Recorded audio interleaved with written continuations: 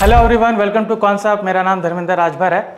आज हम बात करेंगे option buyer and option seller के बारे में, और हम ये चीज़ देखेंगे कि दोनों किस तरीके से ट्रेड करते हैं, दोनों को क्या क्या परेशानी फेस करनी पड़ती है, दोनों के टारगेट क्या हो सकते हैं, प्रॉफिट क्या हो सकते हैं, हम ये कहेंगे कि लॉसेस क्या हो सकते हैं, स्ट्रैटेजीज क्या क्या यूज़ कर सकते हैं, हम उस बारे में बात करेंगे। और ये भी देखेंगे कि कॉन्सेप्ट का जो टूल है वो कैसे हेल्प करेगा आपको दोनों में ट्रेड करने के लिए। मतलब बारीकी से जांच करेंगे ताकि आपको आपकी जानकारी हो सके कि दोनों में से आपके लिए कौन सा अच्छा है। ठीक है, ऐसा नहीं हो सकता है कि एक अच्छा है एक बुरा है, दोनों के अलग अलग खूबी है और दोनों ही अच्छे ट्रेड्स हैं, चाहे आप ऑप्शन बायर हो या ऑप्शन सेलर हो। तो हम बात करेंगे कि किस तरीके से मुझे उस दोनों का अंतर करना चाहिए और किस तरीके से मैं देख सकूं कि मेरे लिए क्या बेनिफिशियल होगा। ठीक है, तो चलिए चलते हैं। पहले मैं आपको बताता हूं कि option buyer and option seller क्या होते हैं। ठीक है, ऑलराइट, यहां पर मैं लिखता हूं ऑप्शन बायर, ठीक है, और यहां पर मैं लिखता हूं ऑप्शन सेलर। ठीक है, नाम से ही फर्क पड़ जाता है। ठीक है, नाम से ही मालूम पड़ जाता है कि ये जो है ये ऑप्शन को क्या करते हैं, ये ऑप्शन को बाय करते हैं। ठीक है, अभी डेफिनेटली बाय करते हैं, तो किसी से बाय कर रहे हैं। ठीक है, तो यहाँ पर सेलर है, ये इनसे बाय करते हैं, तो मैं ये कहूँगा कि ये आपके सेलर होते हैं। ठीक है, अभी दोनों का नज़रिया क्या होता है वो चीज़ में देखिए। ठीक है, ऑप्शन बायर का नज़रिया क्या होता है कि मार्केट ऊपर जा सकता है। ठीक है, आई मीन ऊपर या नीचे, जो भी उनका एक नज़रिया है कि अगर डाउनवर्ड्स जा रहा है तो पुट ऑप्शन बाय करेंगे, ऊपर जा रहा है तो वो कॉल ऑप्शन बाय करेंगे। जो ऑप्शन सेलर होता है उनका कंप्लीटली अपोजिट नज़रिया होता है। उनको लगता है कि ये मार्केट ऊपर जाएगा तो वहाँ पर वो क्या करेंगे, पुट को राइट करेंगे, और अगर मार्केट नीचे जा रहा है तो वहाँ पर वो कॉल को राइट करेंगे। ठीक है, तो अपोजिट होता है।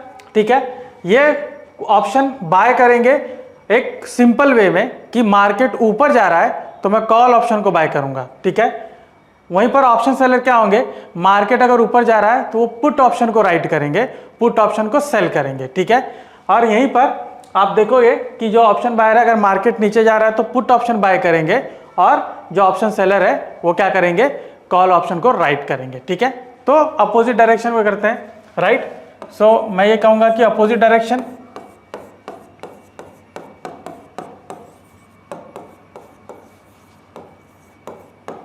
ठीक है, अपोजिट डायरेक्शन कहूंगा दोनों को, उन दोनों का सेम ही आएगा,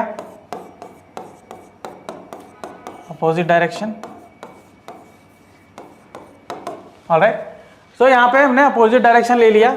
ठीक है, अभी यहां पर दूसरा क्या करना है मुझे कि फायदा किसका होता है। ठीक है, यहां पर प्रॉफिट, ठीक है, प्रॉफिट किस होता है,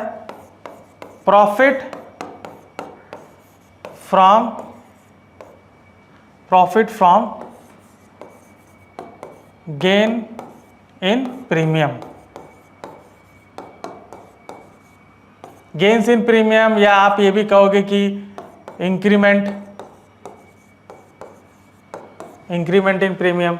ठीक है, मतलब ऑप्शन बायर क्या होता है, अगर मैंने कोई ऑप्शन बाय किया है मान लीजिए 200 रुपये में, तो उसमें मेरा प्रॉफिट तभी होगा जब उसका प्रीमियम की जो वैल्यू है वो 200 से 250 हो जाए, 300 हो जाए, जो भी मेरा एक टारगेट है, तो वहां पर मुझे प्रॉफिट मिलेगा। ठीक है, सेलर का जो क्या होता है, सेलर का आप देखोगे इनको प्रॉफिट कहां से मिलता है।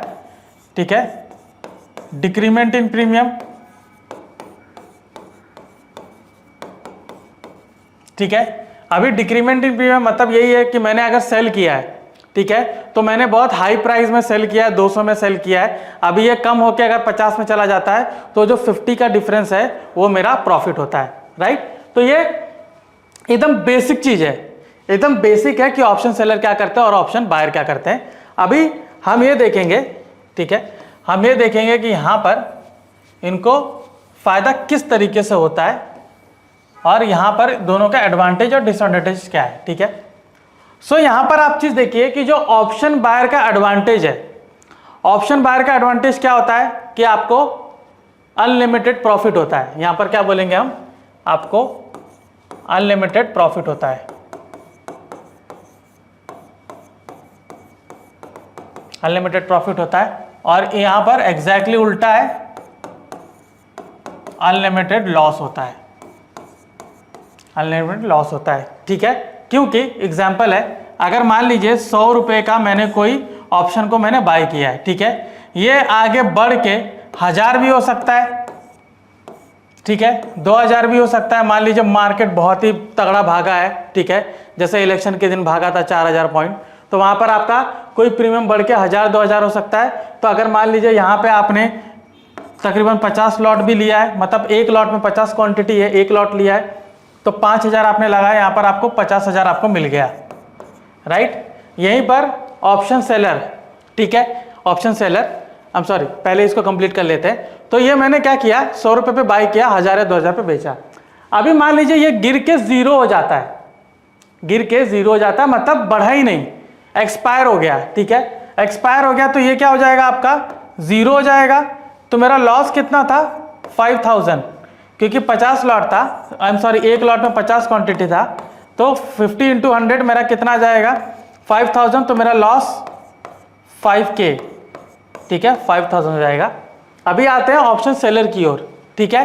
मान लीजिए यही चीज सेम, ठीक है, इसने क्या किया कि 100 रुपये में बेचा, 100 रुपये में बेचा एक लॉट, इसको प्रीमियम कितना मिला, 5000, तो यही इनका प्रॉफिट होता है, ठीक है। तो यहाँ पे अनलिमिटेड प्रॉफिट मैंने बोला और अनलिमिटेड लॉस बोला। वहीं पर अगर मैं ऑप्शन इसको बोलूं कि लॉस कितना है, आई एम सॉरी, प्रॉफिट कितना है, तो यहाँ पर लिमिटेड प्रॉफिट है, ठीक है, लिमिटेड प्रॉफिट है, और इसका लिमिटेड लॉस है, लिमिटेड लॉस है, ठीक है। तो यहाँ पर लिमिटेड लॉस हो गया, यहाँ पर लिमिटेड प्रॉफिट हो गया।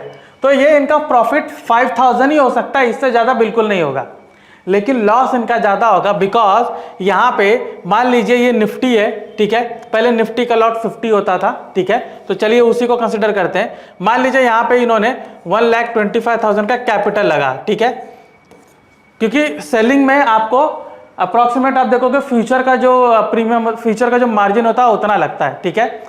यहीं पर मैं बाय कर रहा हूं तो मेरा 5000 लग रहा है, लेकिन मैं सेल कर रहा हूं तो मेरा 1.25 लाख रुपए लग रहा है, ठीक है। अभी यही चीज अगर बढ़ के यहां से 100 रुपये से बढ़ के 200-300 हो जाता है, तो जो ऊपर का जो 200 का डिफरेंस है ना, वो मेरा लॉस है। तो यहां पर मेरा लॉस, अगर मान लीजिए यही जो प्रीमियम है ये बढ़ के 200 हो जाता है, ठीक है, तो यहाँ पर जो मुझे 5000 मिल रहा था, यहाँ पर मेरा 5000 जाएगा, क्योंकि उसको मैं 50 करूंगा तो कितना हो जाएगा वैल्यू, 10,000। सिंपल सी बात है, मैंने किसी को बोला कि मैं तुझे ये चीज 5000 रुपये में दूंगा, ठीक है, मैंने उससे 5000 रुपये ले लिए, मैंने बोला कि ये मैं मार्केट जा रहा हूँ और ये चीज़ मुझे 5000 में मिलती है, मुझे 5000 दे दो, मैं लेकर आऊँगा, ठीक है। मैंने ये सोचा कि मार्केट में ये 2500 में मिलेगी, तो मेरा 2500 प्रॉफिट होगा, राइट। लेकिन मैं जैसे गया मार्केट में, कुछ अनसर्टेनिटी की वजह से वहाँ पर भाव बढ़ गए, तो वो 5000 से 10,000 हो गया। तो डेफिनेटली जो अगला 5000 वो मुझे अपनी जेब से निकाल के देना पड़ेगा, क्योंकि मैंने पहले जो ग्राहक है उसको मैंने पहले बोल रखा है कि 5000 में मिल जाएगा, ठीक है। तो जो मेरा 5000 है वो मेरा नुकसान है। तो यहीं पर वो चीज़ मैं आपको बताने की कोशिश कर रहा हूँ, ठीक है, यहाँ पर इसको ये नुकसान हो जाएगा, ठीक है। तो हमने यहाँ पर unlimited loss, unlimited profit, limited loss, limited profit मैंने देखा, ठीक है। अभी मैं आपको बताता हूँ कि यहाँ पर दोनों को और क्या परेशानी फेस करनी पड़ती है वो देखते हैं, ठीक है। मतलब एक का एडवांटेज होता है तो दूसरे का डिसएडवांटेज है, ठीक है। तो यहाँ पर अगर मैं एडवांटेज बोलूँ, ठीक है, एडवांटेज अगर मैं, जैसे ऑप्शन बायर है, ठीक है, इवन ऑप्शन सेलर का भी वही एडवांटेज होता है देखा जाए तो। जैसे मैं बोलूँ वोलेटिलिटी,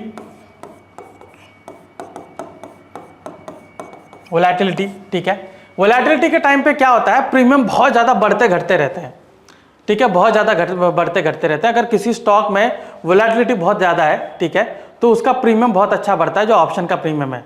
तो वहाँ फ़ायदा दोनों को होता है, ऑप्शन बायर को भी और ऑप्शन सेलर को भी, क्योंकि ऑप्शन सेलर जो चीज़ 100 रुपये में बेचने की कोशिश कर रहा होगा वो 200 में बिकेगी, ठीक है, दोनों को फ़ायदा होता है। यहाँ पर एक का डिसएडवांटेज है और दूसरे का वो एडवांटेज है, वो होता है आपका टाइम डीके, वो होता है आपका टाइम डीके। ठीक है, टाइम डीके। अभी जो टाइम डीके है वो ऑप्शन सेलर को एडवांटेज है, क्योंकि जो प्रीमियम आज 100 रुपये मिल रहा है, ठीक है, मान लीजिए मार्केट जो अभी निफ्टी है मान लीजिए 25,000 चल रहा है, ठीक है, तो उसका जो एटीएम का स्ट्राइक है वहां पे एक ऑप्शन 100 रुपये में बिक रहा है, ठीक है। अभी ये कुछ वोलेटिलिटी हो के 2 दिन में या 1 दिन में भी आप देखोगे ये 25,000 अगर रह जाता है, मतलब आज ये 25,000 का मूव दिया, कल भी 25,000 में ही टिक गया, ठीक है, तो आप ये थर्सडे को आपको क्या दिखेगा, ये जो प्रीमियम 100 रुपये में बिक रहा था ये आपको 70 रुपये में हो सकता है, ठीक है, इवन 60 रुपये में भी हो सकता है टाइम डीके की वजह से, ठीक है। तो ये आपका 70 या 60 रुपये हो जाता है। कई बार आपने देखा होगा जो बैंक निफ्टी है उसका जो एटीएम का स्टॉक है, एटीएम का जो ऑप्शन है वो 400 रुपये में है, लेकिन सेम चीज को आप एक्सपायरी के दिन जाके देखिए वो आपको 200 रुपये में बिकती है, तो एग्जैक्टली हाफ हो जाता है। तो वो होता है टाइम डीके। मतलब यहाँ पर ऑप्शन सेलर ने कुछ स्ट्रैटेजी नहीं लगाई, मतलब मान लीजिए कि अगर उसने किसी ऑप्शन को वहां बेच दिया, ठीक है, और वहां पर चुपचाप बैठ गया, तो वहां पर उसको क्या होगा कि वो टाइम डीके की वजह से वहां पर उसका फायदा होना शुरू हो जाएगा, कोई डायरेक्शन मिले ना मिले। तो ऑप्शन सेलर को साइडवेज का बहुत ज्यादा फायदा होता है, साइडवेज का, और यही दोनों यहां पर इनके दुश्मन है, टाइम डीके और साइडवेज ऑप्शन बायर के दुश्मन है। तो ऑप्शन बायर को इस चीज को टैकल करना पड़ता है। तो इस चीज को टैकल करने के लिए ऑप्शन बायर के पास आती है ऑप्शन स्ट्रैटेजीज, जिसमें ऑप्शन सेलिंग भी थोड़ा बहुत इंक्लूड होता है, ठीक है, लेकिन वो स्ट्रैटेजी इनके रिस्क को डिफाइन करती है। क्योंकि अभी जैसे मैंने कहा कि यहां पर उन्होंने 100 रुपये में एक लॉट को बाय किया, तो वहां पर होगा क्या, वो टाइम डीके होगा पूरा 0 हो सकता है, लेकिन वहीं पर अगर उन्होंने ऑप्शन स्ट्रैटेजी से गए हैं तो वो टाइम डीके से उनको लिमिटेड लॉस होगा। हम ये नहीं कहेंगे कि उनको लॉस होगा ही नहीं, लॉस होगा लेकिन लिमिटेड लॉस होगा, पूरा 0 नहीं बनेगा, ठीक है, और मैं आपको बताऊंगा किस तरीके से उसको फाइंड आउट किया जा सकता है। तो ये हमने क्या देखा कि ऑप्शन बायर को टाइम डीके और साइडवेज का नुकसान है, और ऑप्शन सेलर को टाइम डीके और साइडवेज का ही फायदा है, ठीक है। और आप देखोगे कि मार्केट, ठीक है, मॉर्निंग में देखोगे 10:30 11 तक अच्छा चलता है, 11 से आप देखोगे 1:30 तक या 1 बजे तक पूरा साइडवेज रहता है, ठीक है। तो ये जो 2-2.5 घंटा है, 2.5 आवर्स, ये अगर आप 20 दिन से अगर कैलकुलेट करोगे तो आपको कितना ज्यादा मिलता है, ठीक है, महीने में जो 20 दिन की ट्रेडिंग होती है तो उससे आप कैलकुलेट करोगे तो आपको कितना ज्यादा टाइम मिलता है कि यहां पर अगर मैं राइट करूंगा तो मुझे कितना अच्छा फायदा होगा। वहीं पर ऑप्शन बायर को वहां पर प्रॉब्लम होती है, लेकिन ऑप्शन बायर लोग उसका भी एक सॉल्यूशन निकाल लेते हैं। वहां पर क्या करते हैं, साइडवेज है तो वो लोग स्कैल्पिंग करते हैं, छोटा छोटा पॉइंट बुक करते हैं, ठीक है। जैसे कि मैंने आपको कहा, मैं यहां पर आपको ये चीज नहीं बताने वाला हूं कि ऑप्शन बायर ज्यादा अच्छे हैं या ऑप्शन सेलर ज्यादा अच्छे हैं, ऐसा बिल्कुल नहीं है, ठीक है। आप जिस चीज में इंटरेस्ट ज्यादा दिखाओगे, जो चीज आपको ज्यादा इंटरेस्टिंग लग रही है वही आपके लिए अच्छा है। जैसे बहुत सारे कोर्सेस होते हैं, बहुत सारे फील्ड है, बहुत सारे जॉब्स हैं, ठीक है। अभी हर एक जॉब में तो आपको इंटरेस्ट नहीं होगा, आप उसी जॉब को चुनेंगे जिसमें आपको खुशी होती है, जिसमें आपको पैसा अच्छा मिलता है। तो सिमिलरली ये दोनों चीज भी वैसे ही है, आप ये देखेंगे कि किसमें मुझे कम पैसा लग रहा है या किसमें जितना ज्यादा पैसा लग रहा है, किसमें मुझे आसानी से पैसा बन रहा है, किसमें मेरा ROI ज्यादा अच्छा है, रिटर्न ऑन इन्वेस्टमेंट, उस तरीके से आप देखेंगे, ठीक है। तो यहां पर साइडवेज जो होता है वहां पर आप देखोगे कि ऑप्शन सेलर अच्छे से पैसा बनाता है, वहीं ऑप्शन बायर क्या करेंगे, उसको टैकल करने के लिए स्कैल्पिंग कर सकते हैं, ऑप्शन स्ट्रैटेजी यूज कर सकते हैं, ठीक है। तो हमने ये चीज देखा कि दोनों का एडवांटेज डिसएडवांटेज क्या है, ठीक है। ऑलराइट, सो अभी आगे बढ़ते हैं। मार्जिन हमने देख लिया, ठीक है, ऑप्शन बायर का यहाँ पर, और हमने ये भी देख लिया कि वोलेटिलिटी से कैसे असर होगा, हमने ये भी देख लिया कि टाइम डीके का कैसे ऑप्शन सेलर को फायदा है एंड ऑप्शन बायर को नुकसान है। हमने ये भी देख लिया कि लिमिटेड लॉस अनलिमिटेड किसको मिलता है, ये भी हमने चीज चेक कर लिया, ठीक है। अभी यहाँ पर हमें करना क्या पड़ता है, पहले ये देखिए कि दोनों जगह आपको स्ट्रैटेजी लगती है, स्ट्रैटेजी यहाँ पर भी लगेगी, ठीक है, स्ट्रैटेजी यहाँ पर भी लगेगी, स्ट्रैटेजी यहाँ पर भी लगेगी, ठीक है। अगर आपकी स्ट्रैटेजी जहां भी गलत होगी आपको नुकसान ज्यादा है, आप भले ऑप्शन बायर हो या ऑप्शन सेलर हो, आपको नुकसान हो सकता है जहां पर भी स्ट्रैटेजी आपकी गलत होगी, ठीक है। यहां पे आप देखोगे स्ट्रैटेजीज आपको ऑप्शन बायर के भी भरपूर मिलेंगे, ऑप्शन सेलर के भी भरपूर मिलेंगे, बस यहाँ पर ये चीज़ होती है कि जैसे मैं ऑप्शन बायर हूँ तो मुझे यहाँ पर प्राइस एक्शन टेक्निक देखनी पड़ती है, प्राइस एक्शन टेक्निक देखनी पड़ती है। वहीं पर जो ऑप्शन सेलर हो आपको जोन बनाने आना चाहिए, ठीक है, जोन, उसको रेंज भी आप बोल सकते हो। रेंज अगर आप बना लोगे तो आपको हेल्प हो जाएगी ताकि आप उस रेंज के बीच में आप सेल कर सकते, ठीक है। तो पहले मैं ऑप्शन बायर, अभी मैं आपको बताता हूँ कि मेरा कौन सा टूल आपको हेल्प करेगा, ठीक है। ऑप्शन बायर और ऑप्शन राइटिंग का भी मैं आपको टूल बताऊंगा, फिर मैं आपको स्ट्रैटेजी का भी बताऊंगा जो ऑप्शन बायर के लिए काफ़ी हेल्पफुल होगा, ठीक है। तो चलिए कॉन्सेप्ट एप्लीकेशन पे चलते हैं, ठीक है। हम कॉन्सेप्ट एप्लीकेशन पे आए और यहाँ पे जो एज ए ऑप्शन बायर अगर मुझे इंट्राडे ट्रेड करना है, ठीक है, तो मैं ट्रैक में जाऊँगा, ठीक है। ट्रैक में सिर्फ मुझे पहले स्टॉक्स में अगर करने हैं, ठीक है। आपको एक और चीज़ यहाँ पर बता दूँ कि ऑप्शन बाइंग आप इंडाइसेस में भी कर सकते हो, स्टॉक में भी कर सकते हो। बस थोड़ा सा डिफरेंस ये होगा कि स्टॉक का जो ऑप्शन है उसमें टाइम डिके इंडाइसेस के मुकाबले कम होता है, ठीक है, क्योंकि उनकी मंथली एक्सपायरी होती है, तो उसमें ज़्यादा आपको बेनिफिशियल होता है। लेकिन वहीं पर स्टॉक में एक चीज़ प्रॉब्लम आती है कि लिक्विडिटी का इश्यू आता है, हर एक स्टॉक इतना लिक्विड नहीं होता है, तो हमें स्टॉक की लिक्विडिटी चेक करनी पड़ती है कि कौन सा स्टॉक ज़्यादा लिक्विड है ताकि मैं उसके ऑप्शन को बाय कर सकूं, ठीक है। तो अभी चलते हैं ट्रैक में जाके ट्रिगर्स ऑप्शन में, ट्रिगर्स में क्लिक करूंगा तो ट्रिगर जो है वो आपको इंट्राडे के तौर पे आपको यहाँ पर बताएगा कि कौन से स्टॉक में एक मूवमेंट आ सकता है, ठीक है, जिसमें मैं एक ट्रेड बना सकता हूँ इंट्राडे के तौर पे, और कौन से स्टॉक में मैं डाउन साइड का भी मूवमेंट आ सकता है, अपसाइड और डाउन साइड दोनों का बताएगा, ठीक है। तो यहाँ पर आपको एक छोटा सा इंट्रोडक्शन दे देता हूँ, ठीक है। तो यहाँ पर आप देख सकते हो जो आपका लेफ्ट साइड है, यहाँ पे हाईएस्ट कॉल का जो कॉलम आप देख रहे हो ये आपका रेजिस्टेंस का साइड है, ठीक है, और वो वाला साइड जो हाईएस्ट पुट का है वो आपका सपोर्ट का साइड है, ठीक है। तो यहाँ पे ये जो स्ट्राइक्स यहाँ पे मेंशन की गई है, ये जो स्ट्राइक्स यहाँ पे मेंशन की गई है, लेट मी शो यू। सो यहाँ पे जो स्ट्राइक मेंशन की गई है, जस्ट अ मिनट, ये जो स्ट्राइक सारी मेंशन की गई है ये आपका रेजिस्टेंस का काम करेगी, और ये जो स्ट्राइक मेंशन की गई है ये आपका सपोर्ट का काम करेगा, ठीक है। तो अगर ये ब्रेक करता है तो मैं यहाँ पर कॉल ऑप्शन बाय कर सकता हूँ, ठीक है, और ये वाला सपोर्ट अगर ब्रेक करता है तो मैं यहाँ पर पुट ऑप्शन बाय कर सकता हूँ, ठीक है। बहुत सिंपल है, इंट्राडे है, ठीक है। आपको यहाँ पर देखना क्या है कि उस पर्टिकुलर स्ट्राइक जब ब्रेक करेगा तो चेंज इन वाई नेगेटिव है कि नहीं, क्योंकि वहां पे जो राइटर्स हैं वो अपने पोजीशन वाइंड अप करते हैं फियर के मारे कि यहाँ पर ये मार्केट ऊपर जा सकता है, तो पोजीशन वाइंड अप करते हैं, ठीक है। ट्रिगर्स के बारे में एक बहुत ही ब्रीफ वीडियोस है, आप उसको वॉच कर सकते हैं। मैं जैसे एक छोटा सा इंट्रोडक्शन दे रहा हूँ कि अगर आप एक ऑप्शन बायर हैं तो ट्रिगर टूल कैसे आप इंट्राडे के लिए यूज कर सकते हैं, ठीक है। यहाँ पर सिंपल सा कंडीशन है कि ये चेंज इन वाई नेगेटिव होना चाहिए, कॉल डिफरेंस 0 से -1% के बीच में होना चाहिए, ठीक है, तो आपको ये ट्रेड आप ले सकते हैं कॉल ऑप्शन की ओर, ठीक है। सिमिलरली पुट ऑप्शन की ओर आएंगे, यहाँ पर भी मेरा कंडीशन क्या है कि जो पुट ऑप्शन है, आई एम सॉरी, जो पुट डिफरेंस है वो 0 से -1% के बीच में होना चाहिए और चेंज इन वाई उसका नेगेटिव होना चाहिए। जब ये दोनों कंडीशन फुलफिल करते हैं तो मैं यहाँ पर एक ट्रेड ले सकता हूँ, मैं पुट ऑप्शन बाय कर सकता हूँ।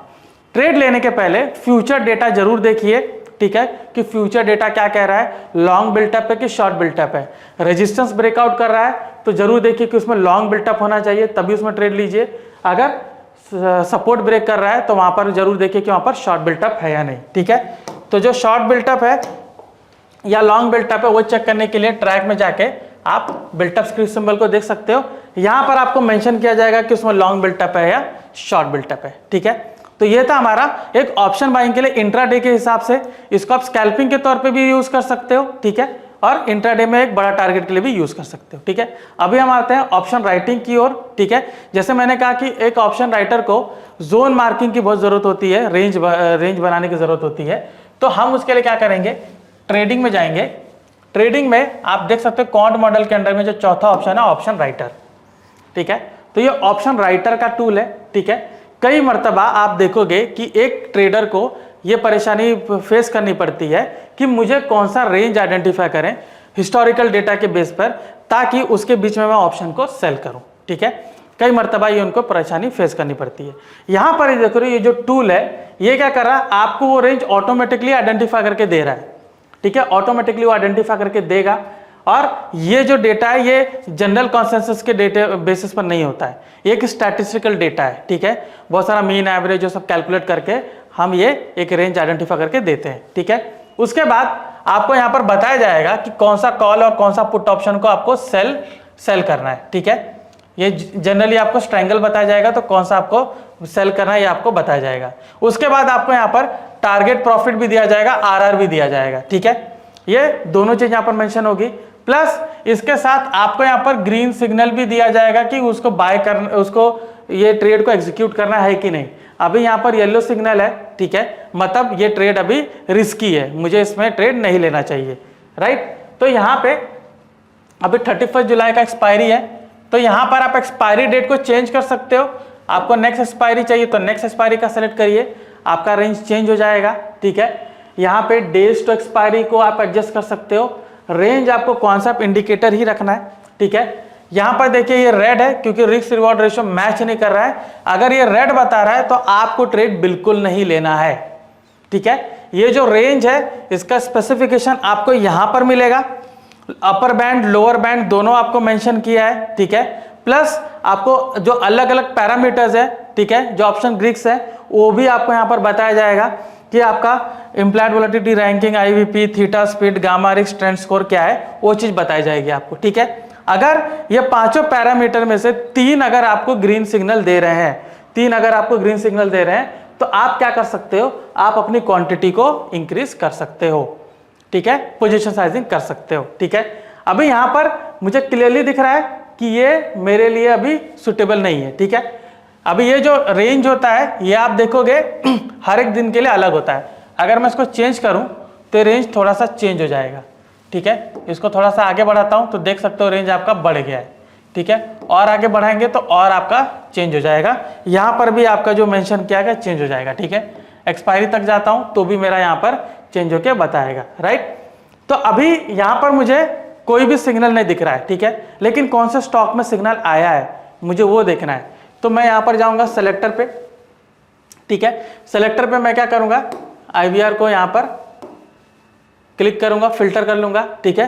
तो जो स्टॉक्स आ रहे हैं मैं उनका देखूंगा कि आगे ट्रेंड ऑसिलेटिंग है कि नहीं, ठीक है। यहाँ पर जो IVR दोनों ग्रीन ग्रीन दिखा रहे हैं तो मैं उसको सेलेक्ट करूँगा।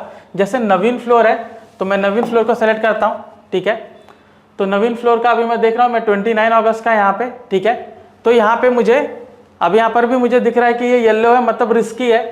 थोड़ा सा मैं इसको इंट्राडे के तौर पे देखता हूँ तो इंट्राडे पे भी और रिस्की है, ठीक है। आगे कैरी फॉरवर्ड करता हूँ, ठीक है। एक्सपायरी को थोड़ा चेंज करते हैं, ओके, एक्सपायरी, ऑलराइट। सो यहाँ पर नवीन फ्लोर को मैंने देखा तो नवीन फ्लोर में मुझे यहाँ पर 12,000 का प्रॉफिट दिखा रहा है, लेकिन वहाँ पर एसएल मुझे थोड़ा डिफरेंट दिखा रहा है, ठीक है। तो इन शॉर्ट मेरा कहने का मतलब ये है कि जो स्टॉक यहाँ पर आपको सिलेक्टर में दिखाया जाएगा आप उस स्टॉक को पिकअप कर सकते हो और उस स्टॉक में आप अच्छा एक यहाँ पर एक अच्छा ऑप्शन सेलिंग कर सकते हो, जिसमें भी आपको यहाँ पर ग्रीन सिग्नल देगा उसी में आपको देना है। अभी यहाँ पर फिलहाल कोई ग्रीन सिग्नल नहीं है, ठीक है। जैसे ये ग्रीन सिग्नल बनेगा आप उसमें ट्रेड ले सकते हो, ठीक है। तो ये था हमारा ऑप्शन बायर और ऑप्शन सेलर के बीच में अंतर क्या है वो मैंने आपको बताया, ठीक है। मैंने देखा कि दोनों किस तरीके से काम करते हैं वो भी मैंने आपको बताया। कौन कौन सा टूल आप ऑप्शन बायर को यूज कर सकते हो और ऑप्शन सेलर को यूज कर सकते हो। एक आखिरी टूल आपको बताना चाहेंगे, ठीक है। ट्रेडिंग में जाके ऑप्शन आर्किटेक्ट, स्ट्रैटेजी बिल्डर में जाइए, ऑप्शन आर्किटेक्ट, ठीक है।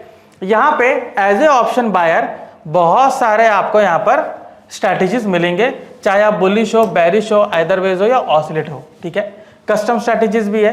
तो मतलब जैसे आप बुलिश हो, आपको रिस्क डिफाइन करके जाना है तो आप कोई भी इसमें स्ट्रैटेजी ले सकते हो। जैसे मैं बुल कॉल स्प्रेड लेता हूँ तो मुझे यहाँ पर ऑप्शन स्ट्रैटेजी बताएगा, ठीक है। इसमें आप क्लियरली देख सकते हो कि यहाँ पे मेरा लॉस देखिए फिक्स हो जाएगा 809, इससे ज़्यादा मेरा लॉस नहीं हो सकता है, ठीक है। वहीं पर जो मेरा प्रॉफिट, आई एम सॉरी, ये प्रॉफिट है, ऊपर लॉस देखिए 691, मतलब इससे ज़्यादा मेरा लॉस नहीं हो सकता है। तो जब भी हम ऑप्शन स्ट्रैटेजी से ऑप्शन बाइंग करते हैं तो मेरा लॉस डिफाइन हो जाता है, मेरा उससे ज़्यादा लॉस या प्रॉफिट नहीं होता है, ठीक है। तो ये था हमारा ऑप्शन बायर और ऑप्शन सेलर के बीच में अंतराल, ठीक है। और भी ऐसी जानकारी जानने के लिए आप कॉन्सेप्ट से जुड़े रहिए। अगर ये वीडियो आपको पसंद आया तो प्लीज़ लाइक एंड शेयर कीजिए। मैं धर्मेंद्र राजभर, आपका धन्यवाद।